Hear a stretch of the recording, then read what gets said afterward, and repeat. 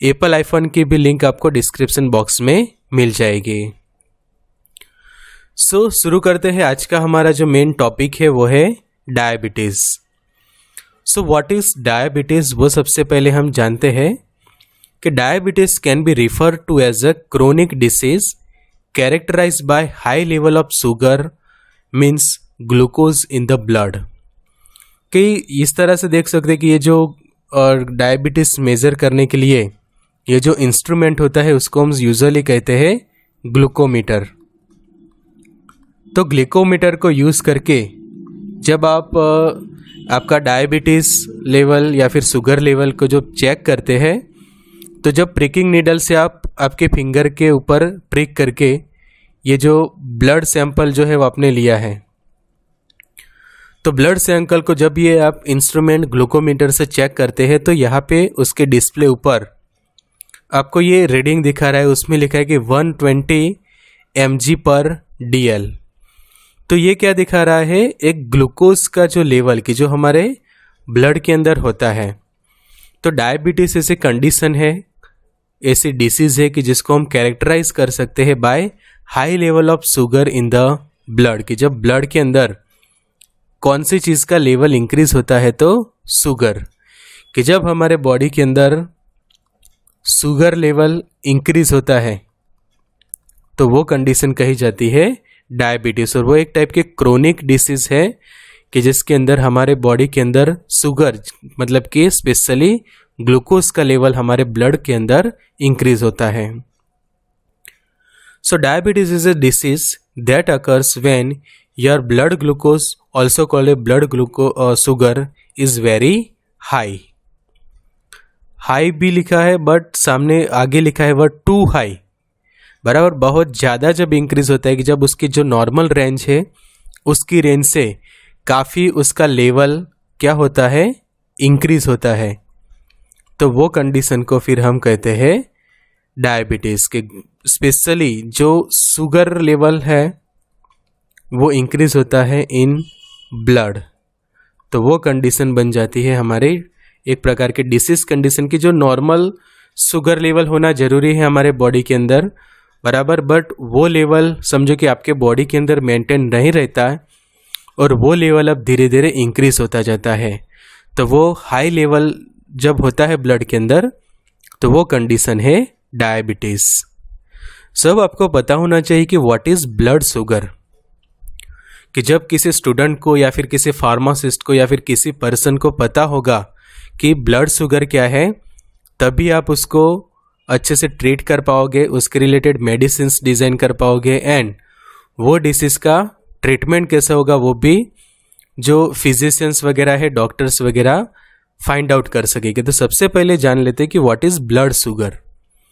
So the blood sugar level और blood sugar concentration और blood glucose level is the concentration of glucose present in the blood of human and other animal.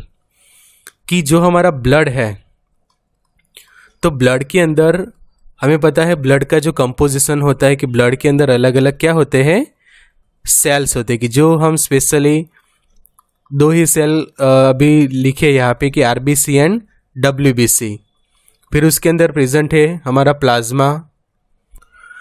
सब आपको जानना जरूरी है कि what is blood sugar. तो blood sugar क्या है, the blood sugar level it means the concentration of sugar और the concentration of a glucose present in the blood of human and other animals. की ब्लड ग्लूकोज लेवल मतलब कि जो concentration है या फिर जो लेवल है ब्लड के अंदर ग्लूकोज का, कि जो प्रेजेंट है किसी भी ह्यूमन या फिर एनिमल के ब्लड के अंदर, जिसको हम कहते हैं blood sugar. So glucose is a simple sugar and approximately 4 gram of glucose are present in a blood of 70 kilogram human at all time. तो ये अप्रोक्सीमेट समझ लो कि किसी पर्सन्स का वेट है 70 kg वेट का ये कोई पर्सन है, तो उसके अंदर एटलीस्ट मिनिमम 4 ग्राम जितना शुगर जो है वो प्रेजेंट होगा।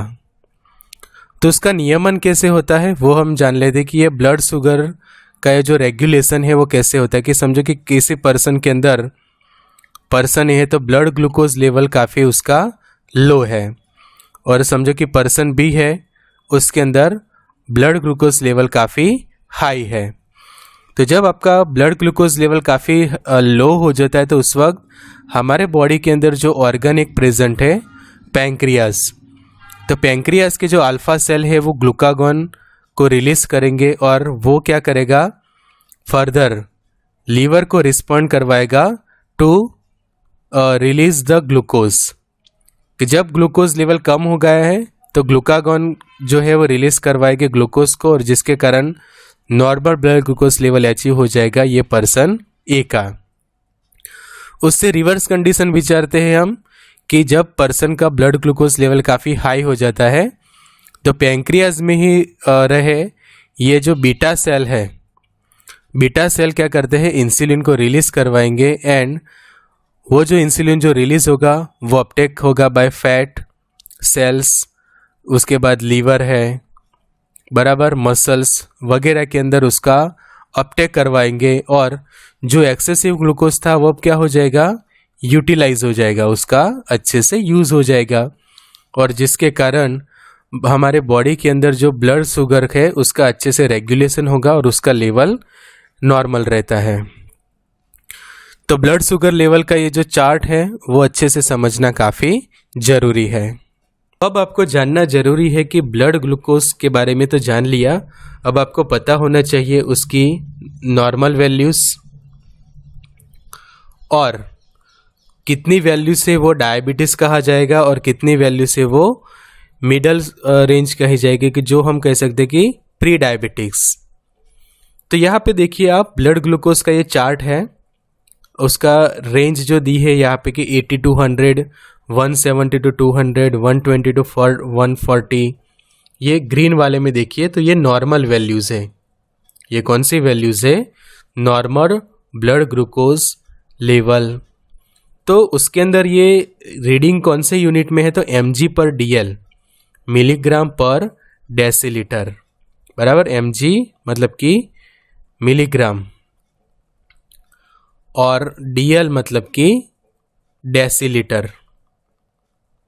तो ये जो यूनिट है mg/dl यूनिट में यूजुअली ब्लड शुगर को जो है वो फाइंड आउट किया जाता है। जो आप ग्लूकोमीटर होता है बराबर, इस तरह से ये जो ग्लूकोमीटर होता है उसके आगे ये चिप्स रहती है और इसके जो डिस्प्ले होती है, तो डिस्प्ले पर भी यूजुअली आपको जो वैल्यू है वो mg/dl में ही वो देता है। तो जब पर्सन फास्टिंग कंडीशन में होता है कि जब उसने के बिना खाए, जब आप फास्टिंग कंडीशन बराबर कि विदाउट टेकिंग एनी फूड, तो वो उस वक्त आप ब्लड शुगर लेवल चेक करोगे तो नॉर्मल पर्सन का वो आएगा 80 to 100। इम्पेयर्ड ग्लूकोज मतलब कि जो प्री डायबिटिक्स कंडीशन या फिर जो इंटरमीडिएट कंडीशन होती है उसमें आप फास्टिंग कंडीशन में ये लेवल देखोगे तो आपको मिलेगा बिटवीन 101 to 125, और जो पर्सन को डायबिटीज़ होगा उसके अंदर ये लेवल होगा 126 से भी ज़्यादा। फास्टिंग कंडीशन के बिना कुछ खाए भी ग्लूकोज लेवल काफ़ी हाई है, बिकॉज जब हम खाना खाते तो उसके अंदर से हमें ग्लूकोज मिल जाता है। तो जब खाना खाते तो उसके बाद नॉर्मल हेल्दी पर्सन में भी ये लेवल इंक्रीज होता है। तो ये आप देख सकते हैं सेकंड वाले, ये फर्स्ट कंडीशन, ये वाली सेकंड कंडीशन देखिए कि आफ्टर ईटिंग, खाना खाने के बाद नॉर्मल पर्सन के अंदर ये लेवल ऑटोमेटिकली इंक्रीज हुई है, वो है 170 to 200। तो फिर भी ये लेवल कैसा है, नॉर्मल है, इसको हम डायबिटीज़ नहीं कह सकते, बिकॉज पर्सन ने खाना खाया है और खाना खाने के बाद ऑब्वियसली शुगर लेवल तुरंत हाई होगा। अब यही लेवल जब आप किसी प्री डायबिटिक्स पर्सन के अंदर देखोगे इंटरमीडिएट में, तो वो मिलेगी आपको वैल्यू 190 से 230 के बीच में, कि जो मिडल लेवल है। एंड जो डायबिटीज़ वाला पर्सन होगा उसके अंदर आफ्टर ईटिंग लेवल 200 से ज़्यादा और 300 के करीब भी डायबिटीज़ का शुगर लेवल आपको दिखाई देगा, कि शुगर लेवल आप चेक करोगे तो 220 से 300 के बीच में ये लेवल हो सकता है आफ्टर ईटिंग। अब धीरे धीरे क्या होगा कि मेटाबॉलिज्म स्टार्ट हो जाएगा, खाना खाने के बाद डाइजेशन स्टार्ट होगा, तो ऑब्वियसली जो शुगर लेवल बढ़ा था वो डिक्रीज होना चाहिए। तो ऑब्वियसली ऐसा ही हो रहा है कि आफ्टर 2 to 3 आवर्स ईटिंग, ये कंडीशन 3। तो जो हेल्दी पर्सन है, नॉर्मल है, उसके अंदर शुगर लेवल आ जाता है 120 to 140, कि जो एकदम परफेक्ट कह सकते हैं कि जब आप खाना खाने के बाद 2-3 घंटे के बाद आपका शुगर लेवल चेक कराओ और समझो कि वो 120 to 140 आता है, तो आप मान सकते हैं कि आप काफ़ी हेल्दी है, आपका जो शुगर लेवल एकदम परफेक्ट है। बट उसी कंडीशन में समझो कि आपका ब्लड शुगर लेवल आता है 140 to 160, तो ये हो जाती है प्री डायबिटिक कंडीशन। कि समझो कि आप यहाँ से अब ध्यान नहीं रखोगे तो आप नीचे की ओर डायबिटीज़ कंडीशन में भी आ सकते हैं, और अच्छे से ध्यान रखोगे तो आप परफेक्ट की साइड भी जा सकते हैं। तो ये 140 जो येलो लाइन है वो ऐसे है कि जो पर्सन का blood glucose level yellow line पे आता है और वो समझो कि प्रिकॉशंस रखे और अच्छे से डिसीज़ को प्रिवेंट करने का ट्राई करें, तो वो ये लेवल में जा सकते हैं। तो ये भी हम जानेंगे कैसे डिसीज़ को हम प्रिवेंट करेंगे आगे लेक्चर के अंदर, वो भी हम सीखने वालेंगे। सो अब यहाँ पे देखिए 200 से ज़्यादा आ रहा है, फिर भी आफ्टर 2 to 3 आवर्स जो थोड़ा कम होना चाहिए बट डिक्रीज नहीं हो रहा है, और ब्लड शुगर जो है वो काफ़ी इंक्रीज है even after the 2 to 3 hours of eating. तो ये कंडीशन बन जाती है डायबिटीज़। ये वाले चार्ट से भी समझ सकते हैं कि जो एक ये वाले MCQ में ये वाला पॉइंट भी पूछा जाता है।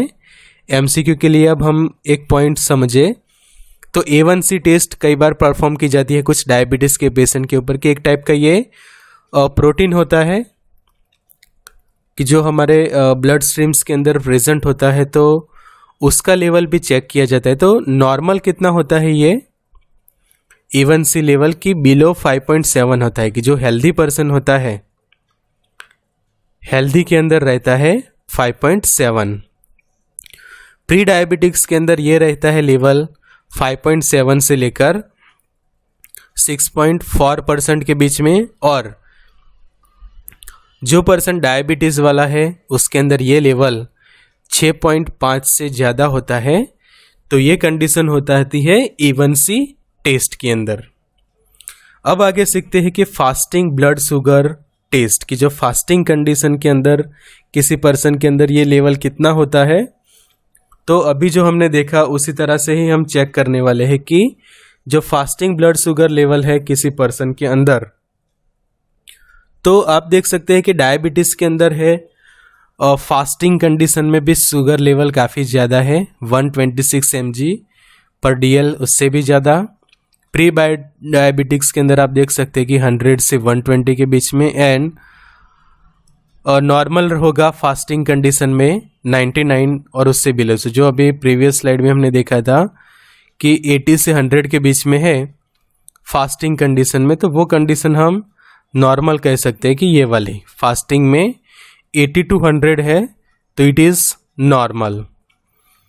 अब ग्लूकोज टॉलरेंस टेस्ट आप जब करते हो पर्सन का, ग्लूकोज टॉलरेंस टेस्ट, तो ग्लूकोज टॉलरेंस टेस्ट के अंदर जो डायबिटिक्स का जो पर्सन है उसके अंदर आपको उसकी वैल्यू मिलेगी 200 mg/dl और उससे भी ज़्यादा, तो वो कंफर्म कर देगा कि पर्सन को डायबिटीज़ है। प्री डायबिटिक्स पर्सन डायग्नोस होगा कि जब उसका शुगर लेवल 140 से ज़्यादा है बट 200 से कम है, तो वो हो गई इंटरमीडिएट कंडीशन, कि जो हम कहते हैं प्री डायबिटीज़ की।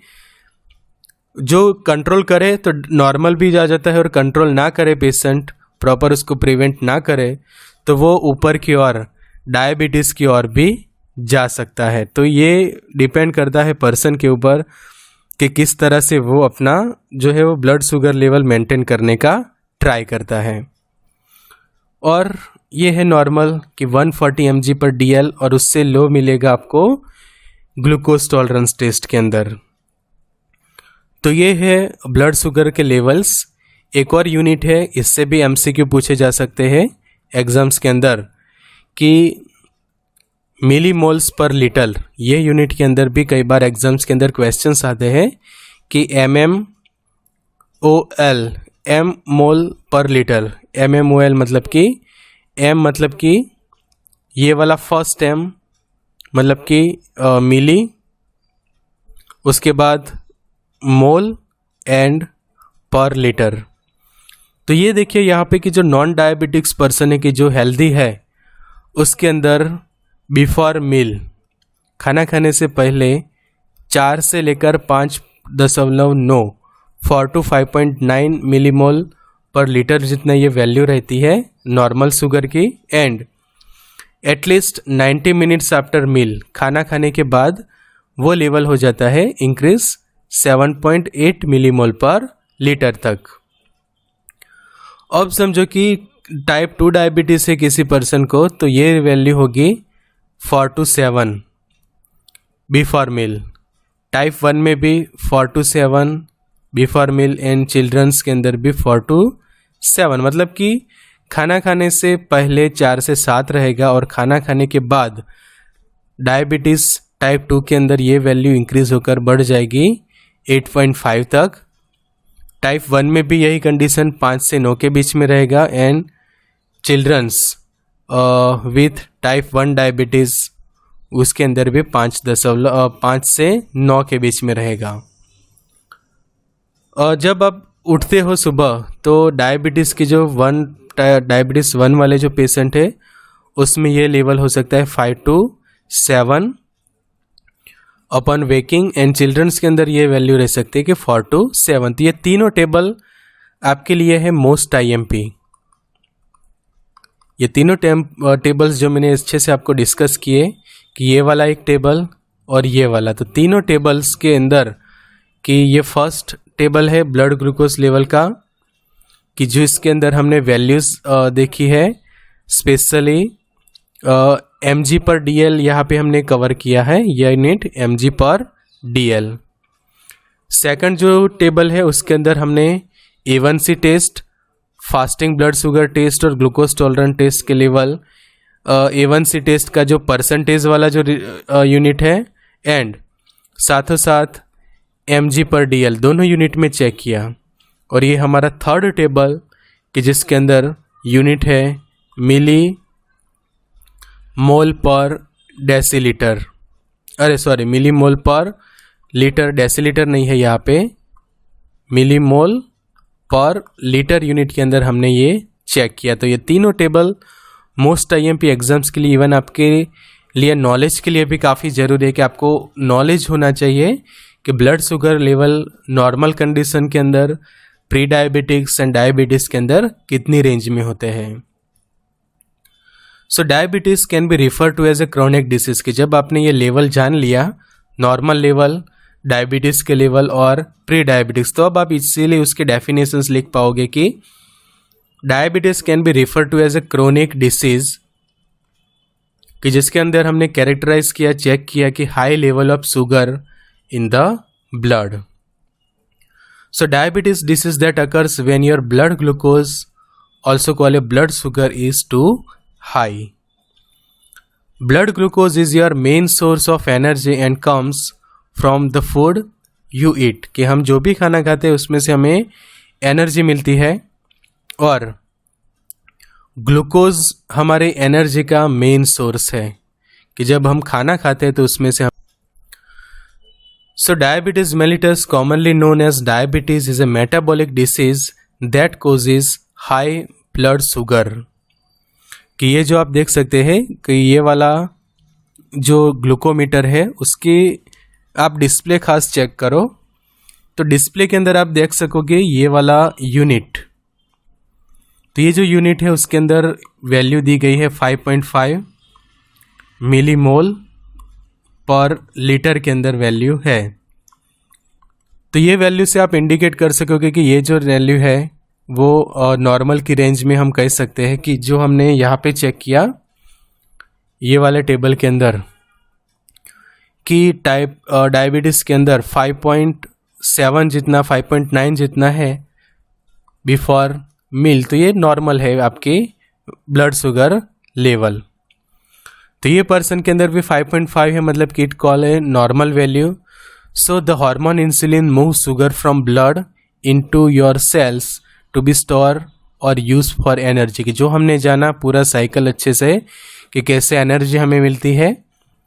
With diabetes your body either doesn't make enough insulin or can't effectively use the insulin it does make। अब ये बात समझो कि ये जो लाइन है वो बता रही हमें कोजेस, कोज या फिर जो रीजन का है डायबिटीज होने का कारण, कि with diabetes your body either doesn't make enough insulin, कि सभी के माइंड में यही होगा कि अब ग्लूकोज लेवल कैसे इंक्रीज होता है, हाउ डज दिस हैपन्स। तो glucose enter in the blood stream. अब जो भी हम कुछ भी खाना खाते हैं उसका जब अच्छे से डाइजेशन होता है, मेटाबॉलिज्म हो जाता है, तब क्या होता है कि glucose enters in the blood stream from food we eat, की जो हम खाना खाते हैं वो धीरे धीरे डाइजेस्ट होता है from the various digestive enzyme. तो उसमें जो ग्लूकोज बनता है वो ब्लड स्ट्रीम के अंदर एंटर होता है। This is later use for fuel in the food body, की जब हमारे बॉडी को फ्यूअल चाहिए, कि जैसे गाड़ी चलाने के लिए फ्यूअल चाहिए बराबर, कि जिससे वो गाड़ी को एनर्जी देते हैं, ऐसे हमारे बॉडी के अंदर फ्यूअल का काम करता है ये ग्लूकोज, कि जब भी बॉडी को एनर्जी की ज़रूरत होती है तो हमारे बॉडी के जो सेल्स होते हैं वो ग्लूकोज को अपटेक करते हैं और उससे वो सेल्स को मिलती है energy. So our pancreas located near the stomach makes insulin, कि जो पैंक्रियाज है उसके वो क्या करते हैं, इंसुलिन बनाते हैं। उसमें भी स्पेशली जो उसके बीटा सेल है which plays a role in moving glucose to muscles liver and fat, की जहाँ पे वो अच्छे से क्या होगा, यूटिलाइज होगा। और जब ये ग्लूकोज अच्छे से आपका बॉडी के अंदर यूटिलाइज हो जाता है तो फिर शुगर लेवल जो है वो इंक्रीज नहीं होता, बट उसका जो नॉर्मल लेवल है achieve the normal blood glucose level due to this proper regulation, कि ग्लूकोज लेवल जैसे ही हाई हुआ बीटा सेल्स ने इंसुलिन को रिलीज करवा दिया, एंड ये जो इंसुलिन रिलीज हुआ उसको फैट या फिर मसल्स या फिर लीवर के थ्रू अच्छे से यूटिलाइज करके उसका नॉर्मल लेवल आपने यहाँ पे कर दिया। बट जब पैंक्रियाज फेल हो जाता है to make the enough insulin, अब एक कंडीशन ये हम सोच सकते हैं कि एक तो हमारा पैंक्रियाज फेल है या फिर पैंक्रियाज का इन्फ्लेमेशन है, कोई भी डिसीज है, और कि जिसके कारण ये पैंक्रियाज फेल हो चुका है टू मेक प्रॉपर इंसुलिन, या फिर दूसरी condition resistance to insulin, resistance to insulin, कि इंसुलिन रिलीज तो हो रहा है बट हमारे बॉडी ने उसके सामने प्रॉपर रेजिस्टेंस डेवलप किया है जिसके कारण इंसुलिन का फर्दर यूटिलाइजेशन नहीं हो रहा है। और जब इंसुलिन यूटिलाइज नहीं होगा तो resulting increase in blood sugar level. तो ये कंडीशन होती है कि जब हमारे बॉडी के अंदर ब्लड ग्लूकोज लेवल इंक्रीज होता है। So our pancreas located near the stomachs makes insulin, और इसके भी आप यहाँ पे देखो पैंक्रियाज के जो नज़दीक है ये स्टमक के पास ये बनाता है। स्टमक के पास जो पैंक्रियाज है उसके पैंक्रिएटिक आइलेट्स की जो रिलीज करते हैं बीटा सेल्स में से इंसुलिन को रिलीज करवाते हैं। और यहाँ पे डायग्राम के अंदर आप देख सकते हैं कि उसके अंदर प्रेजेंट ये बीटा सेल्स इंसुलिन को रिलीज करवाए। तो ये आप देख सकते हैं ये जो ग्रीन ग्रीन मॉलिक्यूल्स दिखाए हैं ये है इंसुलिन। तो ये जो इंसुलिन रिलीज हुआ वो फर्दर आप देख सकते हैं ये मसल्स की ओर जा रहा है, साथ ही साथ वो लीवर की ओर, फैट की ओर, सभी जगह पे ये इंसुलिन जाके जो एक्सेसिव ब्लड शुगर है उसको यूटिलाइज करवा के ये कंडीशन को नॉर्मल करेगा। But pancreas then fail to make enough insulin and resulting increase in blood glucose level in our body. तो ये कंडीशन होती है कि जब हमारे बॉडी के अंदर ब्लड शुगर लेवल जो है वो इंक्रीज हो जाता है। So fat or liver cell fail to respond to insulin properly. As a result, our body cells are starving for energy over time, and high level of blood glucose level change over time and health damaging the kidney, heart, eyes and nerves। तो चलिए समझते हैं उसको अच्छे से detail में। Or liver cell fail to respond to insulin properly. As a result, our body's cells are starving for energy, and over time, high blood sugar level change our overall health and damaging the kidney, heart, eyes and nerves। अब क्या होगा कि हमारे body के अंदर जो मीठापन जो है वो काफ़ी इंक्रीज हो रहा है, कि जिसको हम कह सकते हैं शुगर। शुगर मतलब कि एक मीठी चीज़ है। अब मीठी चीज़ के अंदर जब कोई चीज़ ज़्यादा दिन तक रहती है तो फिर उसके अंदर क्या हो जाता है, ग्रोथ ऑफ वेरियस माइक्रोब्स। और जब माइक्रोब्स जब इंक्रीज होते हैं तो उसके कारण अलग अलग ऑर्गन्स हमारे डैमेज होते जाते हैं, लाइक किडनी डैमेज होती है, हार्ट डैमेज होता है, आइज़ डैमेज होती है एंड नर्व्स। तो ऐसा ही होता है कि जब हमारे बॉडी के जो अलग अलग हम पार्ट देखें कि माउथ है, oesophagus, large intestine, small intestine, यहाँ पे लीवर है, लंग्स, फिर इस किडनी वगैरह, तो सभी ऑर्गन्स धीरे धीरे क्या होते हैं, अफेक्ट होते हैं due to this high blood sugar level. तो अब जानते हैं डायबिटीज़ के जो टाइप्स है कि कौन से 4 अलग अलग टाइप्स है डायबिटीज़ के। तो एक है टाइप 1 डायबिटीज़, सेकंड है टाइप 2 डायबिटीज़, थर्ड है गैस्ट्रेशनल डायबिटीज़ एंड फोर्थ है प्री डायबिटिक्स। तो सबसे पहले जानते हैं टाइप 1 डायबिटीज़ के बारे में कि यूजुअली डायग्नोस इन चाइल्डहुड। ये आप खास समझ लो कि बचपन से ही ये डायबिटीज़ जो है वो डायग्नोस हो जाता है। Type 1 diabetes affected by heredity, बराबर, कि जेनेटिकली कह सकते हैं या फिर फैमिली हिस्ट्री इसके अंदर रिस्पॉन्सिबल बन सकती है। कि हेरिडिटी फैमिली हिस्ट्री है तो पेरेंट्स टू देयर प्रोजेनी या फिर आपके फैमिली हिस्ट्री के अंदर किसी को डायबिटीज़ था तो टाइप 1 डायबिटीज़ जो है वो हेरिडिटरी के कारण एक जनरेशन के से सेकंड जनरेशन के अंदर फैल सकता है। Sometimes there is no symptoms of this type 1 diabetes, imperative to inject insulin daily because the body makes little or no insulin, frequently called the insulin needed group। इसलिए type 1 diabetes को insulin dependent diabetes भी कहा जाता है, कि insulin dependent diabetes mellitus, बराबर, insulin dependent diabetes mellitus, IDDM भी उसको कहा जाता है, या फिर टाइप 1 डायबिटीज़। टाइप 1 डायबिटीज़ मतलब कि इंसुलिन डिपेंडेंट। तो इसीलिए आप यहाँ पे देखो डायग्राम के अंदर कि जो भी पर्सन ये टाइप 1 डायबिटीज़ से अफेक्ट होता है उसको क्या करना पड़ता है कि इंसुलिन के रेगुलर इंजेक्शन लेने पड़ते हैं। कि ये आप देख सकते हैं कि ये इंसुलिन का जो वायल है उसमें से ये नीडल में इंसुलिन लेकर ऐसे आप सेकंड स्टेप के अंदर इंसुलिन स्पेशली इंट्रामस्कुलरी इंजेक्शन से आप खुद ही उसको लगा सकते हैं। इंट्रामस्कुलर, सबक्यूटेनियस, अलग अलग रूट से आप सेल्फ ही उसको लगा सकते हैं। तो इंसुलिन नीडेड ग्रुप के अंदर पर्सन ऐड हो जाता है टाइप 1 डायबिटीज़ के अंदर। Patient with type 1 diabetes need insulin daily to survive. अब आपको अच्छे से आपका सर्वाइव करना है तो डेली आपको इंसुलिन के इंजेक्शन लेने ही पड़ेगी जब तक जो है वो आपकी लाइफ है। So till the end of life, ये खास हम लिख सकते हैं, till the end of life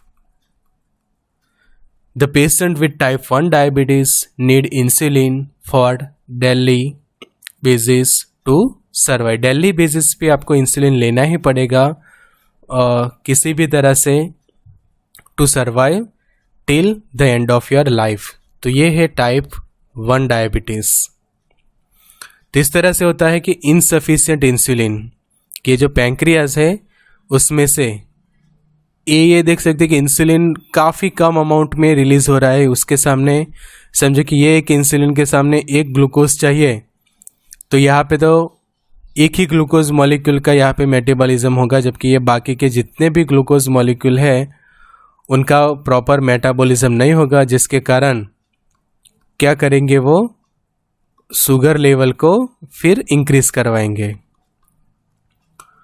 insulin receptor तो है, बट एक ही इंसुलिन का ये मॉलिक्यूल है, तो एक मॉलिक्यूल तो आपका कितने ग्लूकोज का ज़्यादा से ज़्यादा मेटाबॉलिट कर सकते हैं। तो ये है टाइप 1 डायबिटीज़, इंसुलिन काफ़ी इनसफिशिएंट अमाउंट में प्रोड्यूस हो रहा है, तो ये कंडीशन हो गई टाइप 1 डायबिटीज़।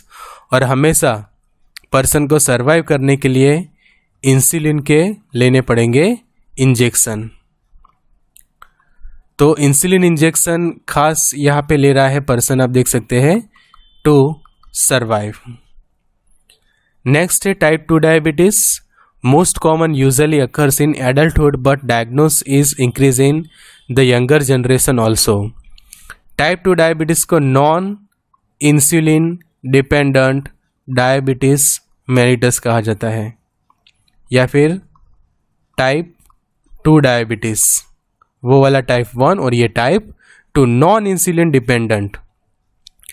मतलब कि इसके अंदर इंसुलिन लेने की जरूरत नहीं है, बिकॉज इंसुलिन ऑलरेडी बन रहा है, बट आपकी बॉडी ने डेवलप किया है रेजिस्टेंस।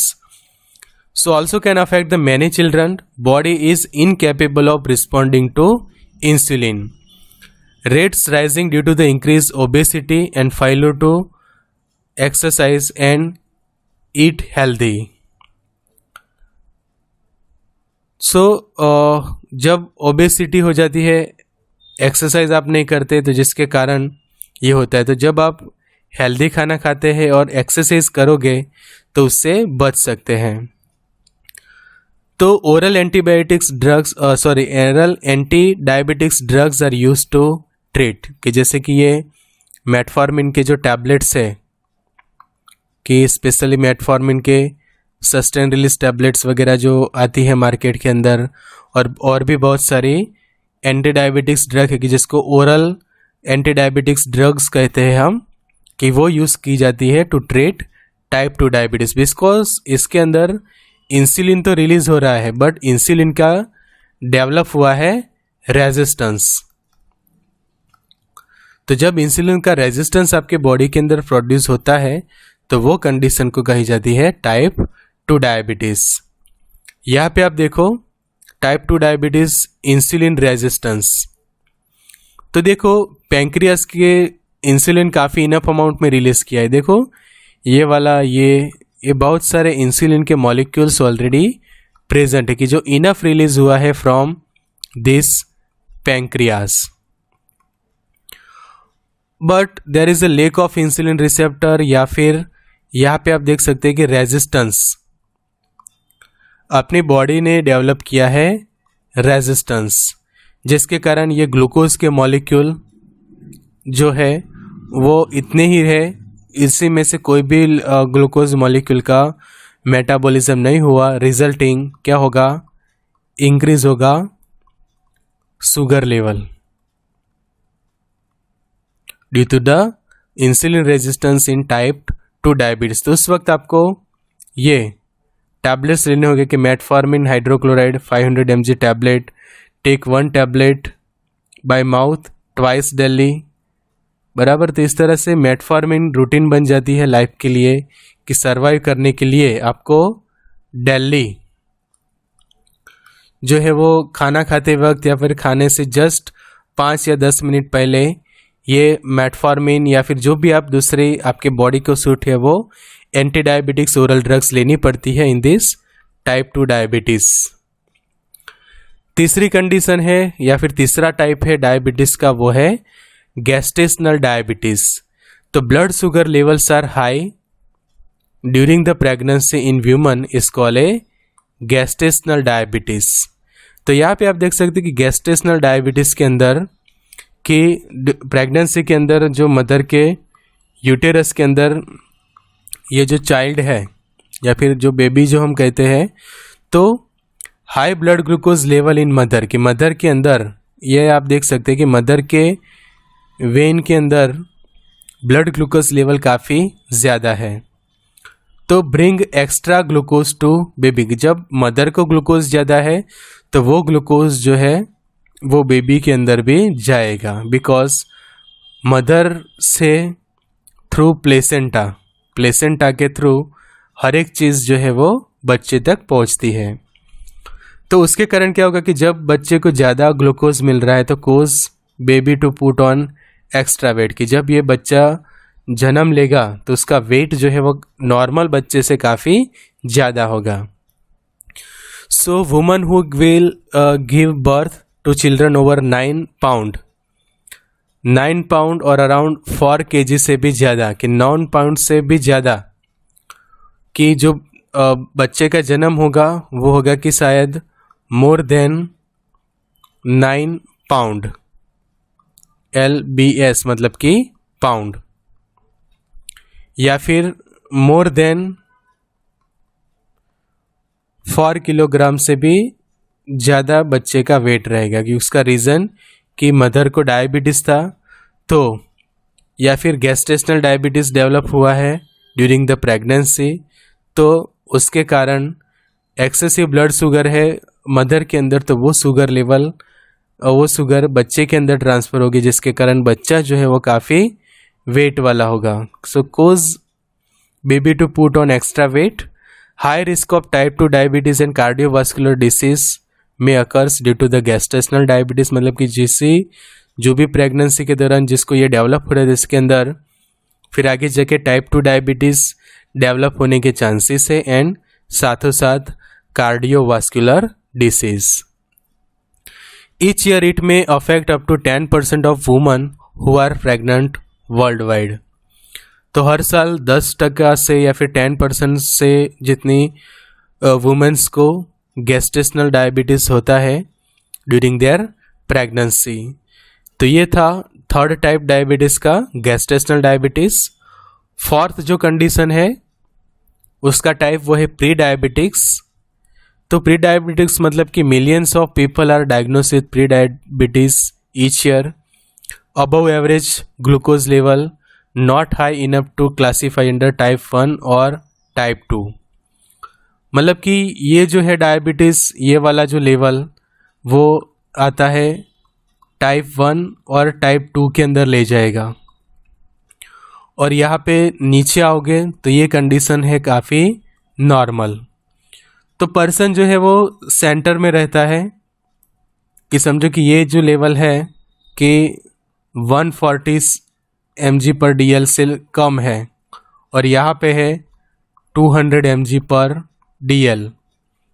तो पर्सन की जो प्री डायबिटिक्स के अंदर जो शुगर लेवल है वो रहेगा, समझो कि 140 से 200 के बीच में वेरी करता है पर्सन का ब्लड शुगर लेवल। तो नॉर्मल से ज़्यादा, एंड डायबिटिक्स टाइप 1 और टाइप 2 का जो क्लासिफिकेशन है उससे कम, तो वो कंडीशन कही जाती है pre diabetes. So long term damage to body including heart and circulatory system.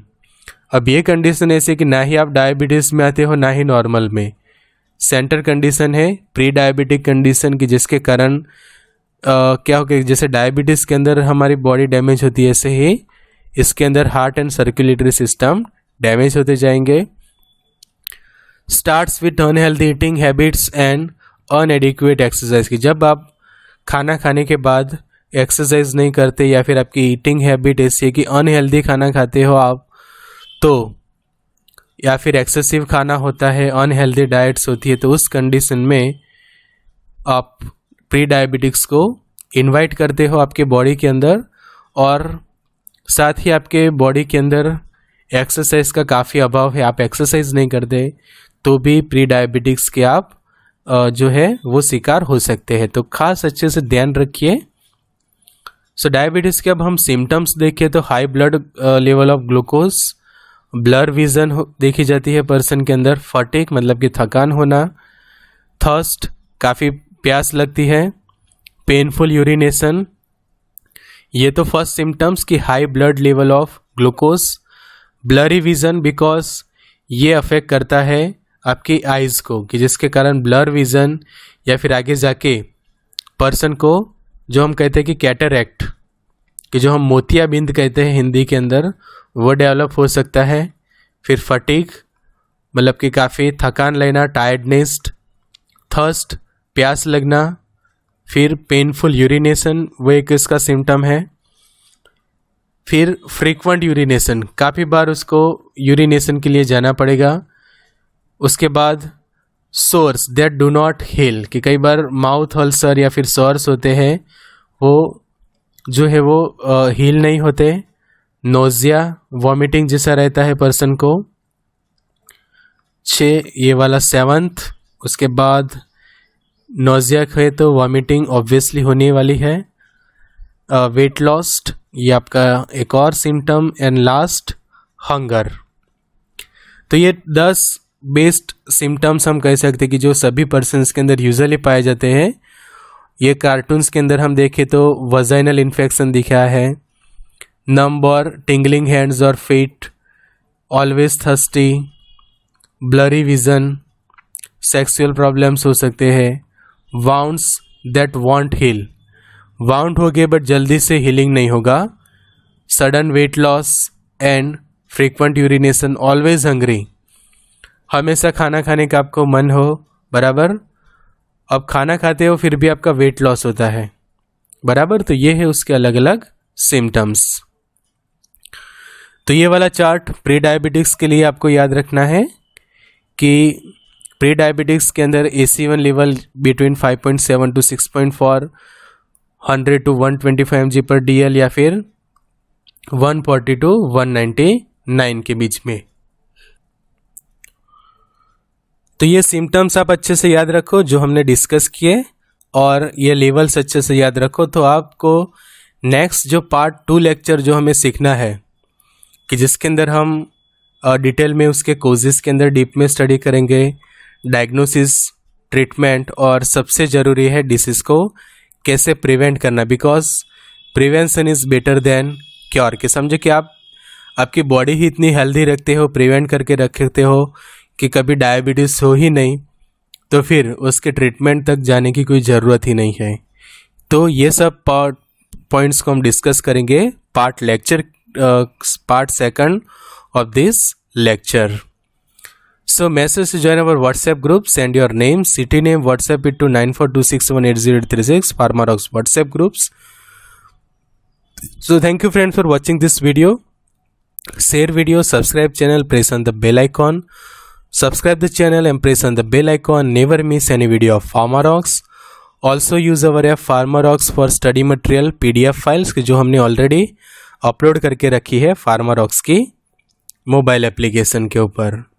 सो अभी डाउनलोड कर लीजिए ये app Pharmarox android application on Google play, और जिससे आपको online test series, video lecture, study material सब वगैरह मिल जाएगा।